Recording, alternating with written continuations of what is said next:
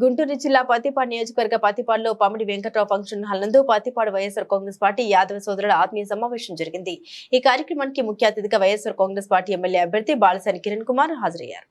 ఈ రోజు ఈ రాష్ట్రంలో మీరందరూ చూస్తుంటారు, సామాజికంగా, ఆర్థికంగా, రాజకీయంగా ఈ రోజు ఏదైతే జగన్మోహన్ రెడ్డి గారి పరిపాలన విధానాన్ని మీరు ఒకసారి అర్థం చేసుకోవాలి। గత తెలుగుదేశం పార్టీ బీసీలు మా వెన్నముక్క అని చెప్పిన పార్టీ, బీసీలు మరి ముఖ్యంగా యాదవుల్ని పైన పెట్టుకొని వాళ్ళందరూ కూడా మోసం చేస్తూ ఇవాళ బీసీలో ఎన్నో రకాల కులాలందరూ కూడా మోసం చేసిన ఏకైక పార్టీ మరి తెలుగుదేశం పార్టీ। ఇవాళ అదే జగన్మోహన్ రెడ్డి గారు వచ్చినాక సామాజికంగా, ఆర్థికంగా, రాజకీయ వాళ్ళ ఎన్ని కులాల్ని పైకి తీసుకొచ్చారు।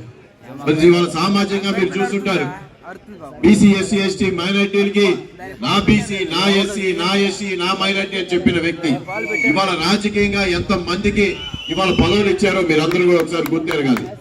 ఇవాళ 50% బీసీ, ఎస్సీ, ఎస్టీ మైనార్టీలకి ప్రతి టెంపుల్ కమిటీలో కానీ, ప్రతి కమిటీలో కానీ అన్నిట్లో కూడా రిజర్వేషన్ కల్పించిన ఏకైక వ్యక్తి జగన్మోహన్ రెడ్డి గారు।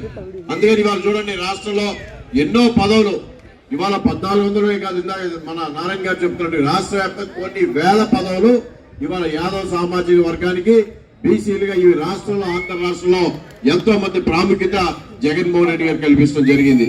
మన దగ్గర 2 కార్పొరేషన్ చైర్మన్స్ ఉన్నారు, యాడ్ చైర్మన్ అలాగే ఎడ్యుకేషన్ కమిటీ చైర్మన్ మన నాగార్జున యాదవ్ గారు రాష్ట్ర వ్యాప్తంగా।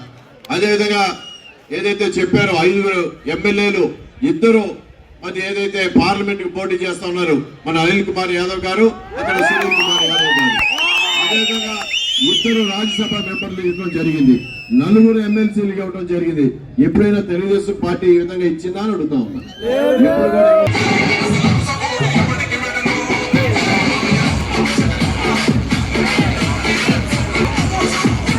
చేస్తున్నారు బాలసాని కిరణ్ గారికి